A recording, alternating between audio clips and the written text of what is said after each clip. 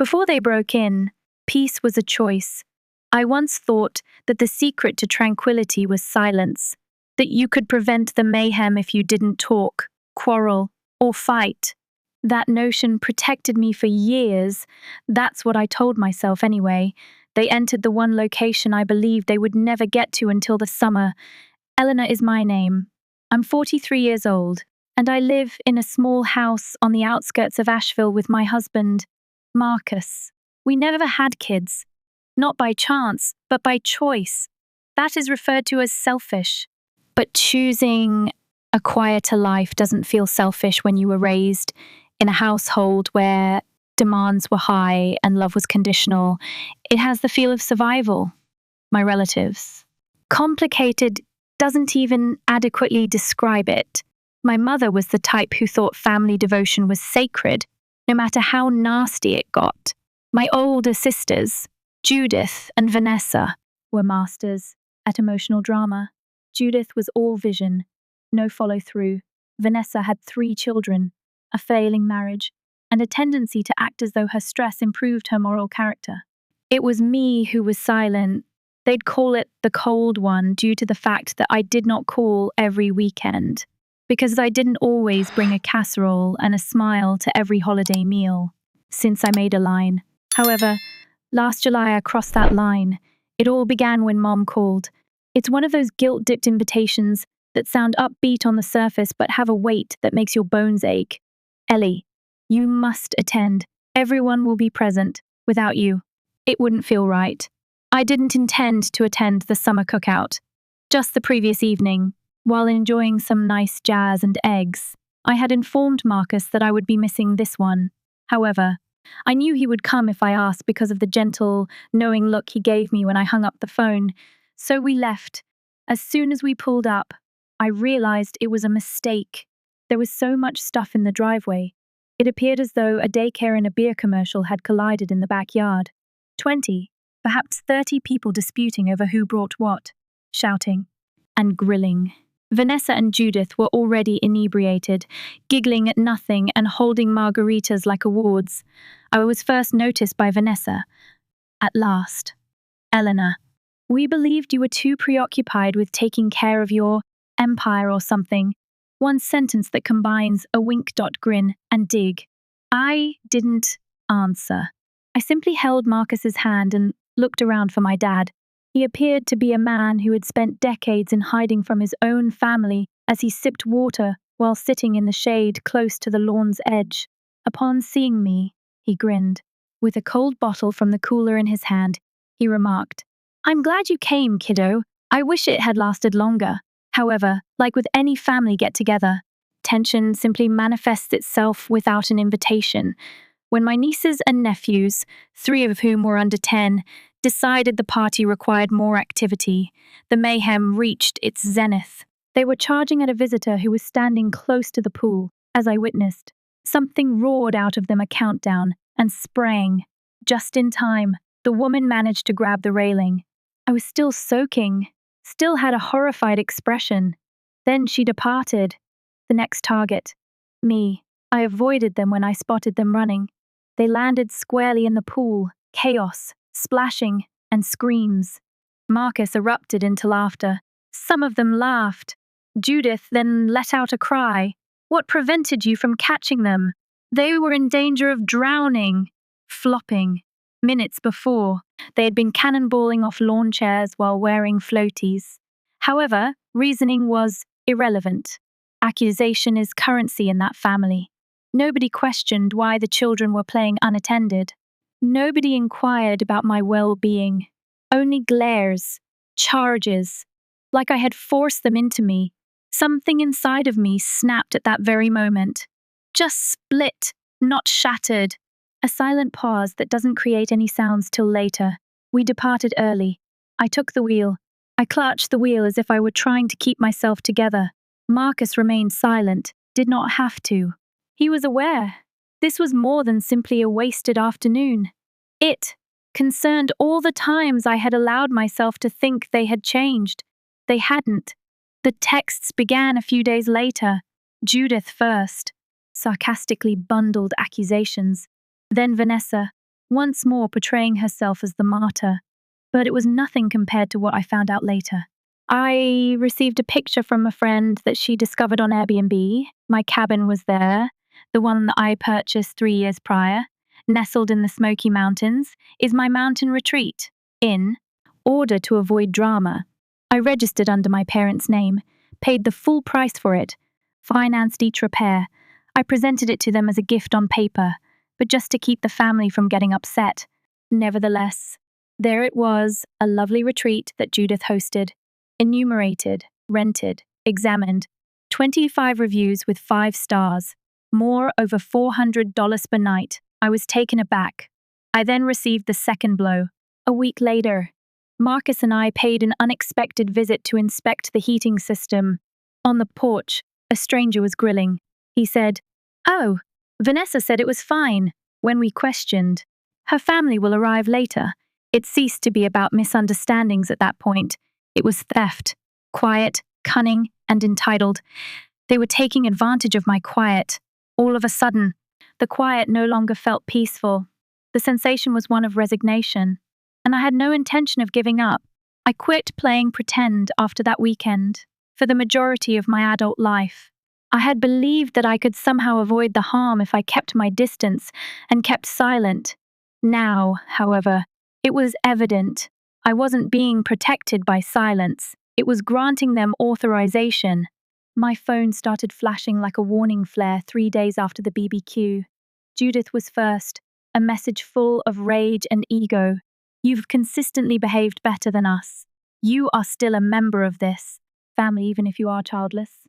Next, "Vanessa, while you're out there having the time of your life, we're giving our all for our kids. We should have all been able to use that cabin." Neither of them received a response from me. I didn't have to, since the brothers-in-law then intervened. One note caught our attention. It was from Judith's husband, Victor. He sent a text. "I wouldn't have left that gate unlocked if I had known you were going to pull a stunt like this." That line was read 3 times by me. It wasn't so much a joke as a menace. I didn't respond. I simply blocked them all. Marcus remained silent. I just grabbed my phone across the table and activated Do Not Disturb. He was expressing that you no longer owed them your energies. That should be the end of it, I thought. But isn't it never? My mother called 2 days later. "Speak quietly." Nearly practiced. "We're holding a family meeting. Eleanor, only the grown-ups. No children. 6 p.m. tomorrow evening. You must be there for me." I ought to have declined. I nearly did. But I paused because of something in her tone. This time, she wasn't begging. She sounded like exhausted. And I couldn't say no to the part of me that still recalls seeing her prepare Sunday pancakes when I was 8 years old while sitting on the floor of her kitchen. So we left. Marcus took the wheel. I tried to calm the tempest that was brewing in my chest by staring out the window the entire time. It was different when we entered my folks' living room. No television is on. No cooking odors. Tension alone, weighing heavily in the air. Vanessa and Judith sat next to each other. Behind them, their husbands with their arms folded. My mother was wringing her hands while standing, with his gaze fixed on the carpet. My father sat silently. It had the feel of a courtroom. "And the accused was me," Mom said. "Let's keep it civil. Avoid shouting and placing blame. Just be honest." I gave a nod. "That's exactly what I offered them. Be calm, unambiguous. Don't be theatrical." I acknowledged that the cabin had been rented out. "I have viewed the photographs, dropped reviews, and listings. No one may use it going forward without my express written consent." There was a moment of silence in the room. Then Vanessa lost it. "I didn't earn any cash. I simply gave it to a few buddies." Without even glancing at me, Judith interrupted her. "All right. Indeed. I put it on the list. However, it was for tuition assistance. The name of that house belongs to Mom and Dad. You cannot simply take it as your own." I gave her a direct glance. "I've made all of my mortgage payments, all taxes, all repairs, not to grant you access, but to avoid disagreement." The title was under their name. "I have all the paperwork I need to change ownership by the end of the week, if that's what you want to discuss. Victor." who had remained silent up to this point, snorted. Oh, so you purchased a home merely to flaunt it, elegant. I paid him no attention. My father, who had been silent the entire time, finally spoke, and everyone pays attention when Dad speaks. Eleanor owns the cabin, he declared. The title was solely held by your mother and me for legal purposes. Unless she says so, no one goes there from now on. Forever. Quiet. I hadn't heard him take a side in years before then. Furthermore, it was the truth and not even a side. Naturally, though, they twisted the truth as soon as it was revealed. Judith bent over. Well, at least lend a hand if you won't share. It has been challenging to learn. You have no children. You can afford to assist. I didn't raise my voice. However, I felt a final cooling sensation inside. I said, You want me to pay for the decisions you made in life due to the fact that I am childless, because I worked hard and didn't waste my money. Vanessa was a bit too fast to join in. That isn't it. Simply said, family members ought to help one another. I exhaled. Brief, sharp, final. Families aren't a blank slate. It is not a justification for inappropriate conduct. I owe no one here anything. Marcus gave me a gentle back rub, which is a silent gesture. It was time to leave. I turned to go. After me, my mother yelled out. Eleanor, I didn't look back. I simply said, Mom, you have my love. However, I'm done being a fool. I then left. I did not shed a tear that night. I didn't even lose my temper. I sat down with a cup of tea in my office and eventually spoke the truth. I didn't have to fix this family. I needed to break the trend. However, what I didn't realize at the time was that I wasn't finished with them. Not even close. After that family gathering, 3 weeks went by. Don't text. No voicemails. No more late-night guilt trips or scathing messages. The stillness was genuine for the first time in months, and I wondered if that was it. Perhaps I'd finally drawn a line they could see. My sleep and Marcus's improved. I even managed to grin at breakfast once again, the effortless type. When it occurred, we were at a friend's house for dinner. It buzzed on my phone.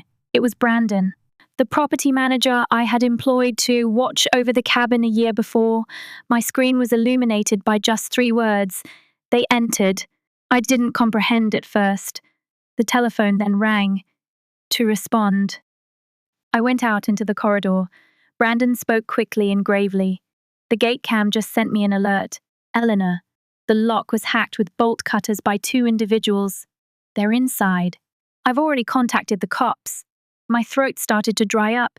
He continued to speak. They pried open the rear door. The hinges broke. They were captured on camera. Brad and Victor are there. Brad is Vanessa's spouse, Judith's Victor. My knees almost buckled. There was no miscommunication here. There was no moment of poor judgment here. They had tools, a strategy. When Marcus noticed my face, he grabbed the phone away from me. He remained silent, simply held my hand, nodded, and listened. Without dessert, we left the dinner gathering. It was a calm ride home. No music, don't speak. Only the sound of my breath, steady and slow, like I was suppressing a scream, and the buzz of the tires.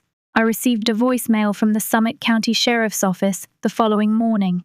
Victor and Brad had been apprehended on the grounds, caught attempting to turn off the surveillance camera inside. They were accused of unauthorized entrance damage to property, the act of criminal intimidation. When I viewed the video, something changed inside of me, like he always did. Victor cut the gate lock, as if it owed him something. Brad kicked open the back door.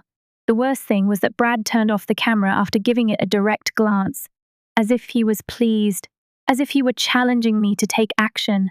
I didn't feel afraid. I wasn't even depressed. I was finished. My mother contacted me that afternoon. She spoke in a strained voice.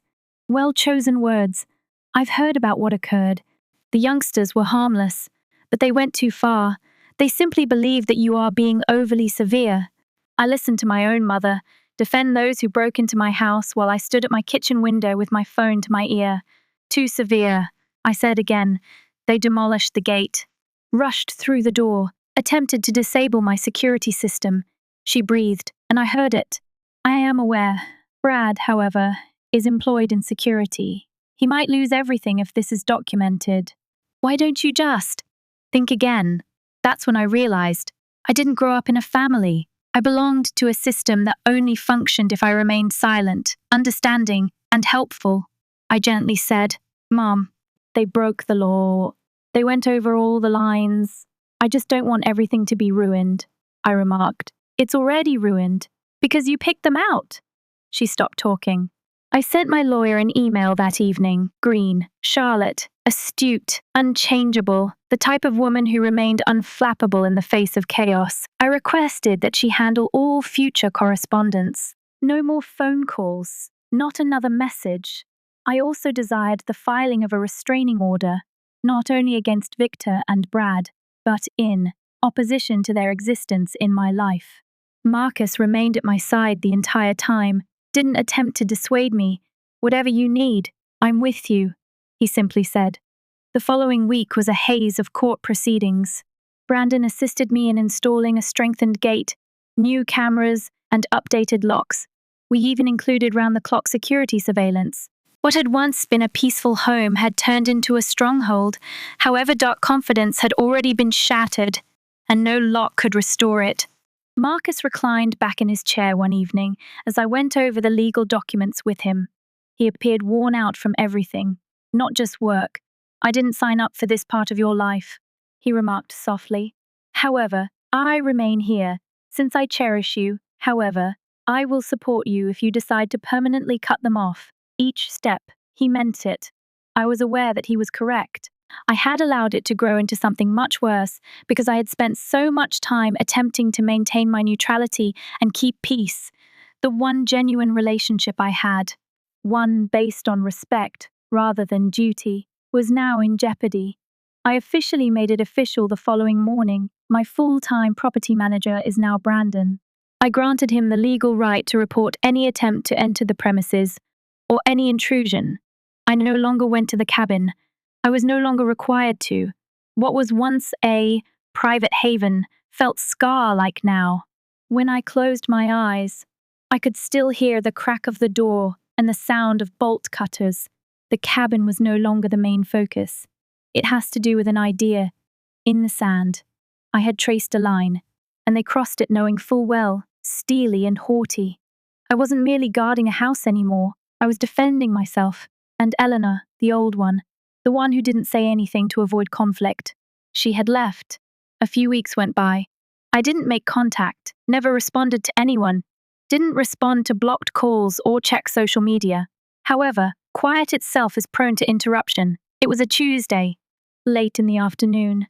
The receptionist entered my office with a big envelope in her hand. As I was finishing up a customer meeting, she said, "No return address." Before I opened it, I stared at it for a long time. There was a check and a brief letter inside, a $5,000 check. Brad and Victor signed it. It was a simple letter, nearly chilly. "We are sorry for the intrusion. We regret the harm caused by our emotional actions. To avoid interfering with our family lives and work, please think about dismissing the charges. Anything can be signed by us. We're not going back. We apologize. Don't cry. No true feeling, but also no justifications." I sat looking at that page at my desk. For the first time, they accepted responsibility. It was something, even if it was only a performance. I presented it to Charlotte that evening. After reading it gently, she reclined in her chair, stated as she pushed her glasses up her nose bridge, "A year will pass throughout the litigation. You will expend more energy than you will benefit. A few thousand more might be yours. Or you may simply leave with a pile of documents and a soul full of ashes. I'll support you if you wish to continue. However, we can end it here, your way, if you want closure." I spent a lot of time sitting with that. I would have advocated for punishment in the past. I felt compelled to evoke that emotion in them. However, I was no longer that person. I had no desire to win. I desired freedom. Charlotte wrote the civil settlement agreement. 3 days later. It wasn't warm. It wasn't lenient. The law was in effect. Brad and Victor would, expense for all cabin damage include $25.0 as compensation for time lost and emotional discomfort. Pay for all of my legal bills. Sign a legally binding no-contact agreement that covers social media, indirect communication, and even third parties. The agreement would end, and the criminal case would be reopened if they broke any of the terms. Apologies are unnecessary, Charlotte declared. We need repercussions they will remember. Brad and Victor showed up at Charlotte's workplace that Saturday accompanied by their own lawyer. I didn't go. Their faces didn't need to be seen again. Later, Charlotte informed me. Brad remained silent. I just signed. Victor, however, made an effort to haggle, wanted the emotional distress clause to be lessened. I turned it off. I informed him that the video of his kicking in your door could always be shown to the jury when we returned to court. He put his signature there. Copies of the agreement arrived in the mail too, days later. In addition, there were 2 last checks, one for the settlement and another for $3.20, which covered all of my legal expenses. I didn't feel like I had won. However, I felt steady, more relaxed than I had been in months. Since I hadn't cried out, I hadn't begged, I had regained command in the most subdued yet effective manner I was aware of, has limits, with the law, with honor. Marcus opened a bottle of wine we had been storing that evening. He held out a glass and declared, "We're done." I put mine against his. "Not done," I muttered. "However, this chapter, this section of the narrative, at last, it's closed." I didn't anticipate a joyful conclusion, but now I had something more precious, clarity, as well as distance. However, just when I believed that the past was at last peaceful, it made a final knock. 2 weeks later, a little package showed up at my door. No address for return. However, I recognized the handwriting. Megan. Vanessa. My sister. I nearly tossed it away. However, curiosity has a serious side of its own. There was a 4-page letter inside. It wasn't resentful. It was not deceptive. It felt real for the first time. She acknowledged that they had always thought I was different, that they felt insecure because of my decisions, the idea that I made her think of a person she had never dared to be. She wrote, "You made your own life decisions, and because I lacked the strength to do the same, I resented that for years. I spent some time sitting with that letter, didn't weep, didn't grin. I simply folded it delicately. After that, store it in a drawer. I didn't answer. I didn't reply in writing. Reconciliation is not usually accompanied by forgiveness. It simply comes with peace sometimes. And at last, I had serenity. I kept the letter in my drawer. I never answered, not because I didn't think she was real, but because I at last had faith in myself. Giving someone the keys again is not the same as forgiving them. It just entails dropping the burden so you can leave. The cabin, the one, who was once a breath of fresh air, began to feel as though a room had already bid farewell. Since the break-in, I hadn't returned, didn't wish to do it. Every week, Brandon would send pictures of the snow on the steps, the orange light in the trees, and the new footprints in the frost that were exclusive to deer. It remained lovely. However, it no longer felt like mine. I had outgrown it, not because I had lost it. I realized then. I got my laptop open. Without hesitation, I typed out the words, "For sale is a mountain retreat. 3 rooms. Sweeping perspective. The price can be negotiated." Just as I pushed publish, Marcus entered. With one hand resting lightly on my shoulder, he stood silently behind me. "Are you certain?" he inquired. I gave a nod. I remarked, "That location was meant to be a sanctuary. Now, it just serves as a reminder of everything I needed to survive." He didn't dispute. He was aware that I wasn't fleeing. I was letting go. For some, selling a home is merely a commercial transaction. However, it was the final tie for me. In addition to the cabin, to them, to the narratives I repeatedly told myself about the ideal family, to the guilt, to the people who are waiting. We went on a trip when the sale was closed. Only the 2 of us. No calls, no emails, no itinerary. We traveled to Santa Fe by car, stayed at a small adobe home with groaning flooring and a golden sunlight streaming in through the window. We avoided discussing the past. We didn't have to. The old leather journal I used to write in before all of this was with me, and I resumed writing one morning in the silence. Tales. A few concerning family, a few concerning limits. Some people talk about the kind of peace that doesn't require consent. It was pleasant, actual, the kind of good that is silent, simply warms up in your chest like a cup of coffee on a chilly morning. Life was quieter when we got home, cleaner, lighter. The cabin is still run by Brandon for the new owner, out of habit. He occasionally sends updates.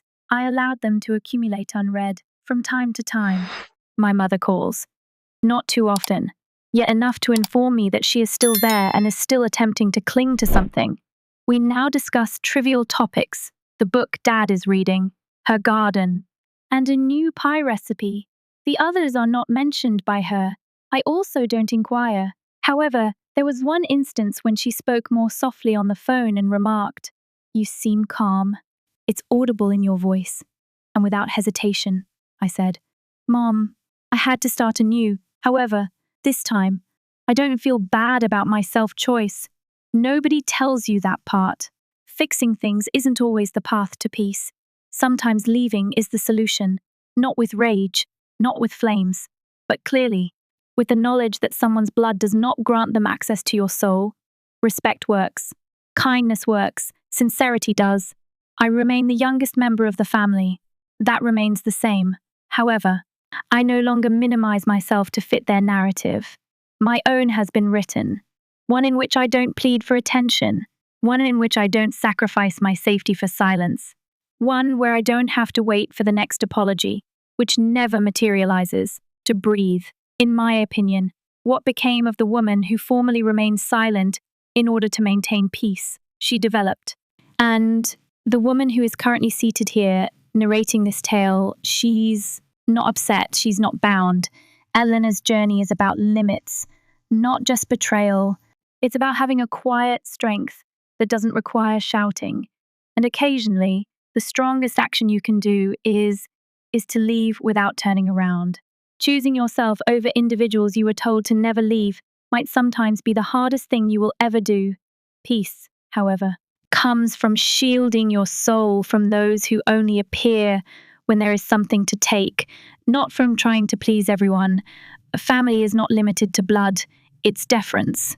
Boundaries are the issue. It's also the calm, steady choice to let go of things that were never yours. Nobody is owed your quiet, particularly when they have exploited it as authorization to cause damage.